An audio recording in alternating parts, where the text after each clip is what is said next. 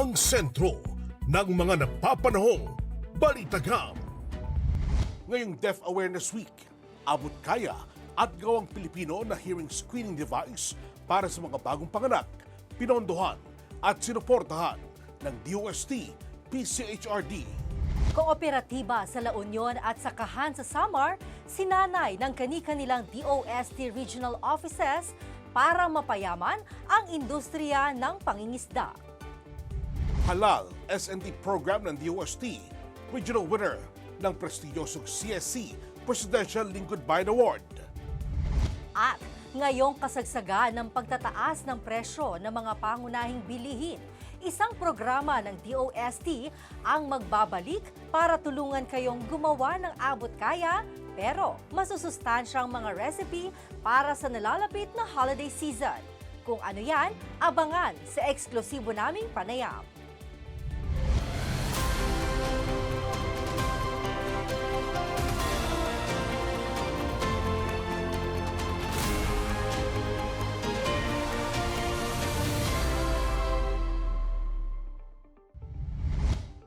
Magandang agham Pilipinas, ngayon ay araw ng Martes, ika-14 sa buwan ng Nobyembre, taong 2023. Welcome sa pinakabagong programa ng siyensya na kasalo ninyo tuwing umaga, ang DOST Report. Magandang umaga, Jel. Kamusta? Mabuti at excited dahil panibagong araw, panibagong Martes at panibagong mga balitagham na naman ang mga nakalinya sa araw na ito para punuin ng good vibes ang umaga ng ating mga manonood. Tama, at ngayon ng linggo ito, ipinagdiriwang natin ang Deaf Awareness Week. Maipaalala sana nito sa atin na ang kapansanan ay hindi kakulangan. Tama ka dyan, partner, dahil lahat tayo may obligasyon na suportahan at mahalin sila dahil bawat mamamayan, may kapansanan man o wala, ay mahalaga sa pag-asenso at pag-unlad ng isang bayan. Kaya naman po sa mga manonood namin na may hearing impairment, kami ay laging nandito para sa inyo at mahal namin kayo. And speaking of pagmamahal, sa deaf community, isang proyekto ang sinuportahan ng DOST PCHRD para makabuo ng lokal at abot-kayang hearing screening device. Ang research na yan, pinangunahan ni Dr. Luis G. Sison ng University of the Philippines, Diliman Electrical and Electronics Engineering Institute. Para sa proyektong yan, kinalap at sinuri nila ang auditory brainstem response ng higit 1,000 tenga mula sa ear unit records ng Philippine General Hospital. Ang iba pang detalye tutukan sa balitagham ni DOST TV correspondent Lourdes Nadonga. Sa ilalim ng Republic Act 9709, required na magkaroon ng access sa hearing screening ang mga newborn o bagong panganak. Yan ay upang maagang ma-diagnose, maagapan at agad na mabigyan ng interbensyon ang newborns na may congenital hearing loss o mga ipinanganak na walang pandinig. Kapag late kasi itong na-detect, magdudulot ito ng delays o pagkaantala sa development ng isang bata.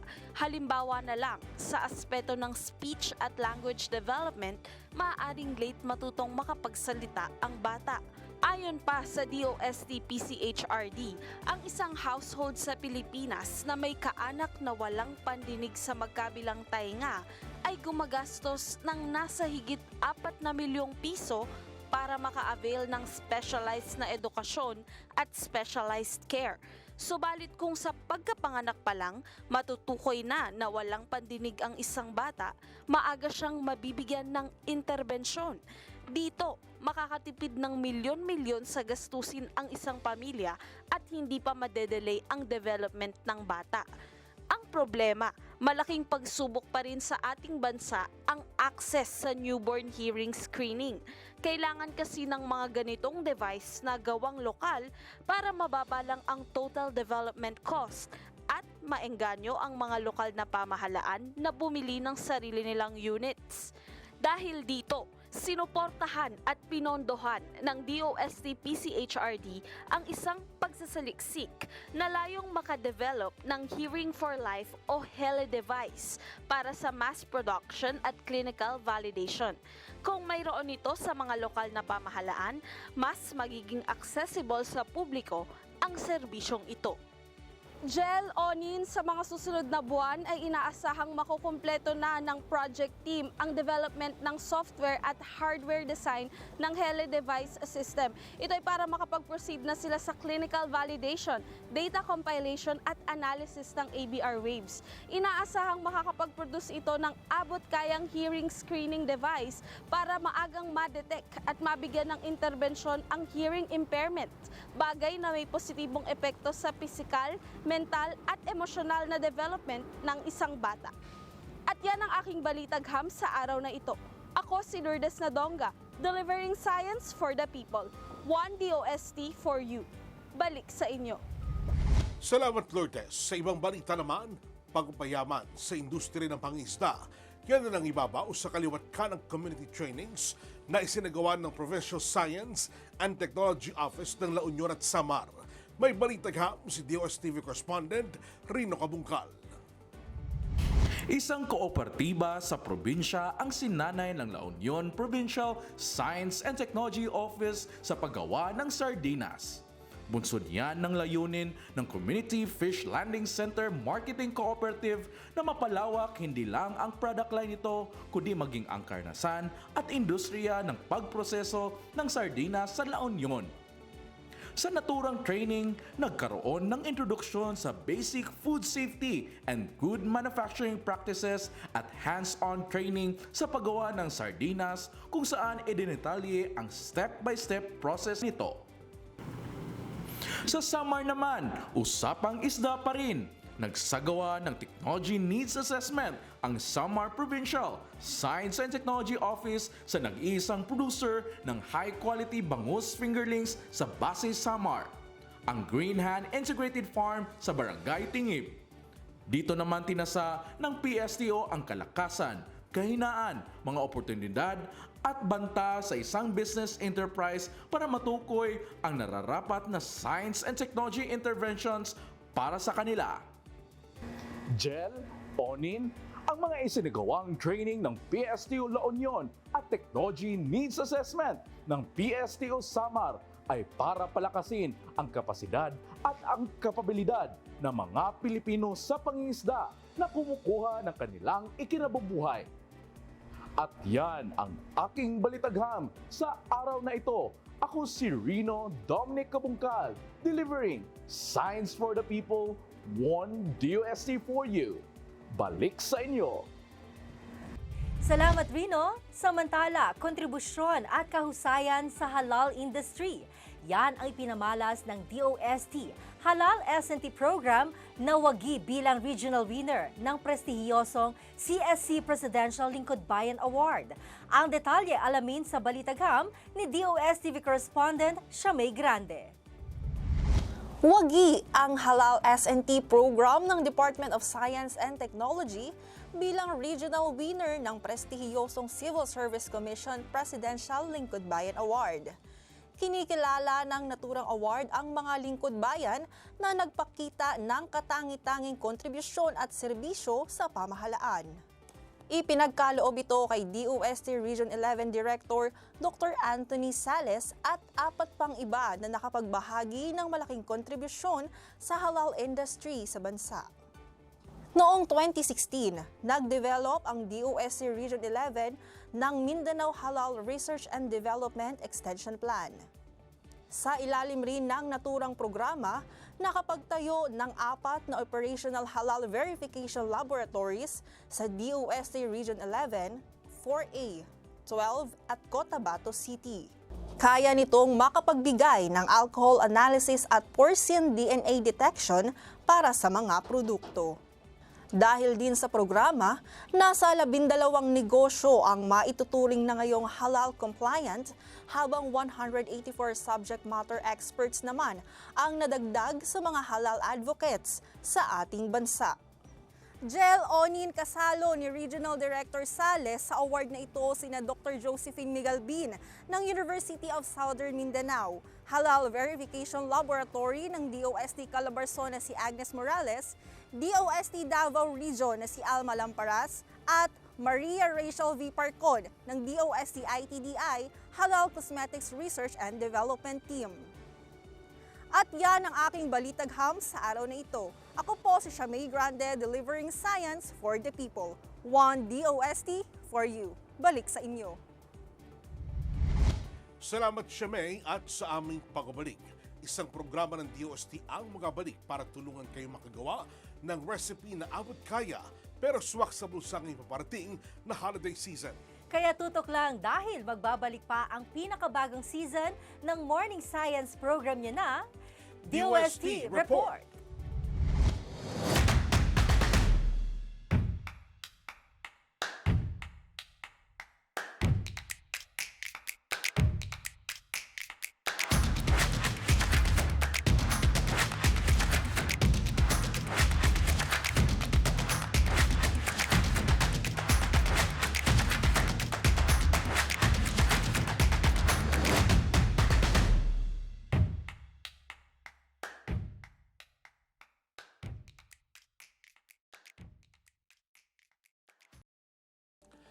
Magandang aga mga ka-DOST Verkada, nagbabalik ang DOST Report. Sa mga team bahay o team office na nakatutok sa amin, mag-selfie na nanonood ng DOST Report at itag kami sa Facebook. Abangan ang ilalabas naming question of the day at baka ikaw na ang isa sa 3 mananalo ng libreng ticket sa Enchanted Kingdom.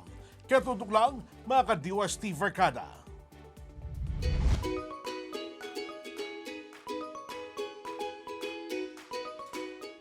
Samantala ito partner, alam mo na pagdating talaga ng September, simula pa lang yan inaabangan na natin dahil ramdam mo na yung holiday season. Pero ikaw, ano ba ang plano mo pagdating ng mga holiday season? Aba di kumain na ng masarap. Kumain ng masarap. Ano pa? Matulog. Ano pa? Magpahinga. Ayan, para kahit hindi naman holiday, pwede mong gawin yan at Siyempre. ginagawa mo na talaga. Of course, ginagawa natin yan at pinakamasarap dito ay yung kumain ka ng masarap. Pero, hindi lang masarap, kundi healthy rin na putahe para sa ating pamilya. Dahil nga inflation ngayon, ang taas ng bilihin, di ba? Bumili ko ng patatas, 3 piraso, magkano na binayaran ko? Ang mahal-mahal. At syempre, gusto natin yung hinahanda natin sa pamilya natin, masarap na pero swak sa bulsa. Aba siyempre gusto ko rin yan. Kaya nga mga ka-DOST Verkada, agham nyo ba na isang programa ng DOST ang magbabalik para tulungan tayo sa problemang yan? Ang mga detalye po at sorpresang hatid ng programang yan, live na ikukwento sa atin ni Mr. Rene Arnejo, isang nutritionist, dietitian at science research specialist 1 mula mismo sa Recipe Development Unit ng DOST Food and Nutrition Research Institute or FNRI. Welcome to DOST Report, Sir Rene. Thank you po, Miss Jel. And magandang araw po sa ating mga manonood. Alright, sir. Exciting itong ating bagong segment dito sa DOST Report. Actually, hindi na to bago pero mayroon tayong mas bagong patikim sa ating mga kababayan. First of all, ano ba ang mga dapat abangan sa Sustansya Wrap? Naku po, dito sa Sustansya Wrap po ay matutunghayan po natin yung mga recipes na na-develop at napag-aralan po ng DOST Food and Nutrition Research Institute. Tampok po dito yung mga pagkaing masarap at higit sa lahat ay napakasustansya po. Madali po itong gawin at may enjoy po ng buong pamilya ngayong Kapaskuhan. So, iba ito doon sa mga cooking show na madalas natin napapanood. Opo, iba po to kasi itong mga recipes po na ihahanda natin, masasamahan niyo po kami sa paghahanda ng mga pagkain na ito'y na-develop ng mga registered nutritionist dietitian mismo dito sa DOST FNRI. Bukod pa po dito ay magkakaroon po tayo ng pagsasalo ng mga kaalaman at tsikahan kung saan patungkol ito sa nutrisyon, sa mga kalusugan at marami pa pong iba. Kaya tunghayan niyo po ang aming mga nutrition tips and trivia na makatulong po para maging healthy ang ating Kapaskuhan. Masarap po yung sinasabi niyo, sir. Pasensya na.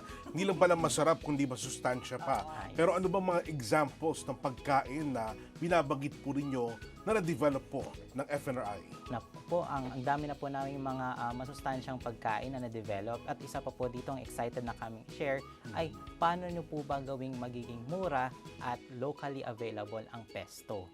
So, yun po, excited po kami. We assure you everything or lahat po ng ingredients dito ay puro po mga locally or nakukuha lang po sa palengke or even sa inyong backyard Oh, gardens. kasi parang ang sarap pakinggan, di ba? Tapos parang, ay baka mahal yan. Pero yung isi-share natin, Mahal yun kasi pesto. O, yun nga. Di ba? Pero to, ang i-introduce ni Sir, mura na. correct. At oo. makakatipid pa ang ating mga kababayan. Opo, at hindi pa po sila mahihirapan na hanapin yung mga ingredients. Pero bakit mahalaga na magkaroon tayo ng ganitong klase ng programa, sir? Mahalaga po ang ganitong programa kasi gusto po natin magbahagi ng mga ideya kung saan hindi necessary na pag Noche Buena ay puro mga unhealthy, mga matataba yung pagkain. At the same time, hindi kailangang malaki yung gastos. Ang kailangan lang natin ay may konting tweak or kaya changes sa ating recipe para mas lalong mag-level up at tumaas po yung nutrient content. Ayun. Or mas lalong maging masustansya yung mga ihahanda natin sa ating pamilya. Ang Pilipinas po ngayon naharap sa inflation, di po ba? At ano po bang ginagawa ng Sustansya Wrap para ito'y maibsan kahit paano? Ayun po, I understand po na tumataas rin po yung presyo ng bilihin. At dahil po dito, mas napapaigting po na ang mahalaga na tayo maging wais at sulit po sa ating budget. Kaya po, sa pamamagitan po itong Sustansya Wrap, nagbibigay po tayo ng mga ideas kung saan meron tayong mga innovative or mga nag-i-innovate na mga recipes kung saan gumagamit po tayo ng mga murang ingredients at sa pamamagitan ng mga kakaiba pero simpleng pamamaraan at techniques ay masisiguro po natin yung mga recipe ay abot kaya at the same time masustansya. Oo, alam mo yun yung gusto ko dun mura pero masustansya, swak na swak sa budget, di ba? At talagang pinag-aralan ng FNRI, sabi nyo nga innovation, importante ngayon yan, di ba? And pwede mo i-apply sa mga recipes. Opo, oo. At may enjoy pa po ito ng buong pamilya, mapabata man or matanda, patok na patok po ito. And speaking of innovation, Sir, ano ba yung mga recipe ulit na example na maaari pong nagawa po ng FNRI? Nako, original po dito is yung salad po. Pero yung salad po natin, hindi po siya gumagamit ng macaroni, pero gumagamit po siya ng patatas. Kung saan yung patatas po ay mas mataas po yung vitamin C. So isipin nyo po, salad pero mataas yung vitamin C niya. Sir Rene, ano ba yung mga dapat abangan dito sa ating segment na Sustansya Wrap at imbitahan mo na po lahat ng ating mga taga-subaybay. Of course, thank you po Miss Jel. At iniinayahan po namin lahat ng manonood na subaybayan po ang Sustansya Wrap. Patok ang mga recipes ng DOST FNRI. Magsalo-salo po tayo ng mga kaalaman at syempre ng mga mura, masarap at masustansyang pagkain. Subaybayan lamang po ang DOST TV dito sa PTV4 tuwing Tuesday 8 a.m. simula November 21. Thank you so much, sir. Maraming salamat at aabangan natin yung mga recipe na ibabahagi natin doon sa ating mga taga-subaybay. Thank you po Ms. Jel, Sir Onin, and sa lahat ng taga-subaybay. Maraming salamat mga kaibigan, si Mr. Rene Arnejo, nutritionist dietitian mula po sa FNRI.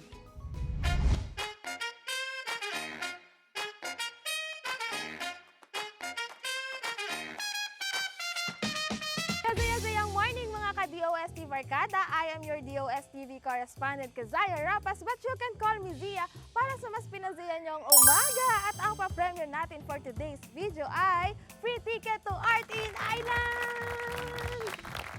At ngayon, nandito na naman ako sa DOST Complex sa Bikutan, Taguig City kasama ang ating mga ka-DOST Barkada na sina Enrico, Joram at Ralph and Marks.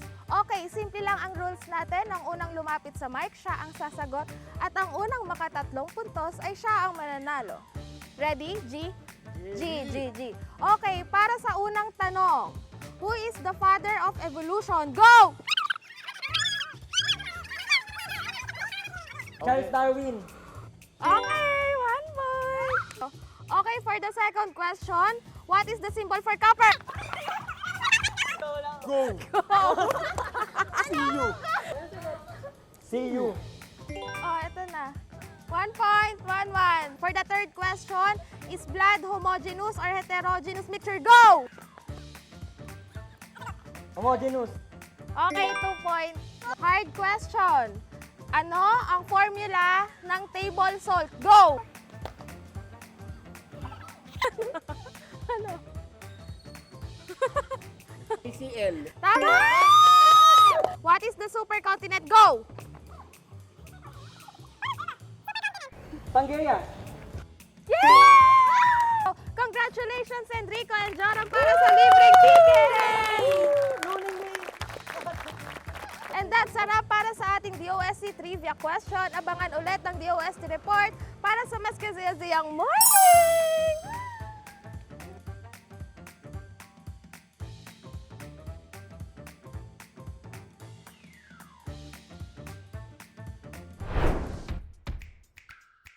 Get ready for a big celebration of science, technology, and innovation.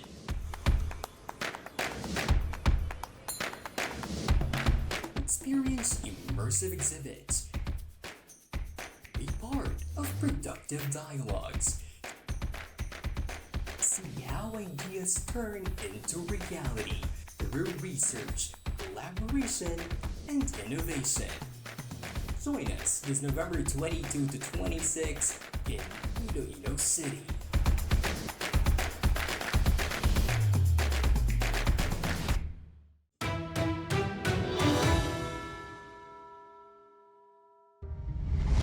Paraiso. Ganito mailalarawan ang biodiversity ng Pilipinas. Alam niyo ba na ang ating bansa ay isa sa itinuturing na 18 mega biodiverse countries sa buong mundo? Ayon yan sa Convention on Biological Diversity o CBD. Dagdag ng CBD, nasa atin ang 2/3 ng biodiversity ng Earth, maging ang nasa 70% hanggang 80% plant and animal species sa buong mundo. Pero alam nyo bang itinuturing din tayong isa sa biodiversity hotspot ng mundo? Dahil yan sa di bababa sa 700 threatened species sa atin. Kaya nga isa tayo sa top conservation area sa buong mundo. Ayon pa sa CBD, sa higit 3,000 nating species ng isda, 121 ang endemic at 76 ang threatened. Sa inilabas naman ng Department of Environment and Natural Resources o DONR na National List of Threatened Plant Species noong 2007, 99 species ang critically endangered, 187 ang endangered, 176 ang vulnerable at may 64 pang iba na threatened species. Ang ating kakaibang biodiversity ay sinusuportahan ng ating mga kagabuatan. Subalit ayon sa CBD, sa pagitan ng taong 2000 at 2005, nakalbo ng 2.1% ang kagubatan ng Pilipinas. Ikalawas sa pinakamabilis na naitalang deforestation sa Southeast Asia, sunod sa Myanmar, at ikapito sa buong mundo. Para masolusyonan ito, bumuo ang DOST Philippine Council for Agriculture, Aquatic and Natural Resources, Research and Development o PICARD ng Biodiversity, Science and Technology Program. Layunin nitong palakasin at patatagin ang pagpreserba at pagpapanatili sa biodiversity ng bansa sa pamamagitan ng bioresource at ecosystem assessment, dokumentasyon ng mga Indigenous Knowledge Systems, IKS, i-develop ang mga yamang tubig bilang sustainable habitat, at pagpapanumbalik ng mga indigenous at endemic resources para sa biodiversity enhancement. As of September, nakapag-invest na ng 281 million ang naturang programa para sa research and development na susuporta sa natural resource assessment ng 21 key biodiversity areas, 10 local mountain ecosystems at iba pang mahalagang habitat tulad ng caves o kuweba, seagrasses at mangroves. Ang kalikasan na isang napakahalagang biyaya sa bansa. Hindi lang natin ito pinagkukunan ng ikabubuhay, kundi ito mismo ang ating buhay. Pinagmumulan ito ng buhay at ang kalikasang ito rin ang tahanang iiwan natin para sa susunod na henerasyon. Lahat ay may pananagutan na ingatan ito at pangalagaan. Sa iyong simpleng pamamaraan, may magagawa ka para sa bayan. Dahil ang siyensya ay para sa bayan, kaya kami ay One DOST for you para sa Filipino.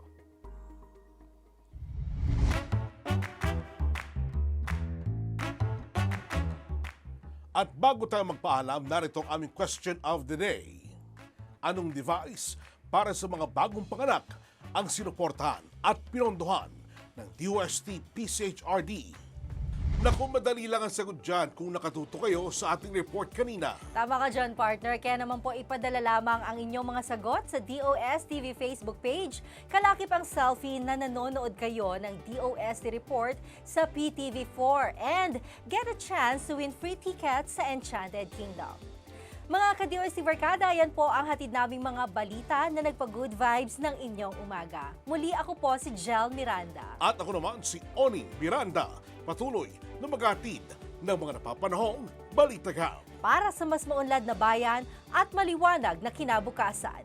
Samahan niyo kami ulit sa susunod na Martes, dito lang sa PTV4. Magandang agham Pilipinas, ito ang DOST Report!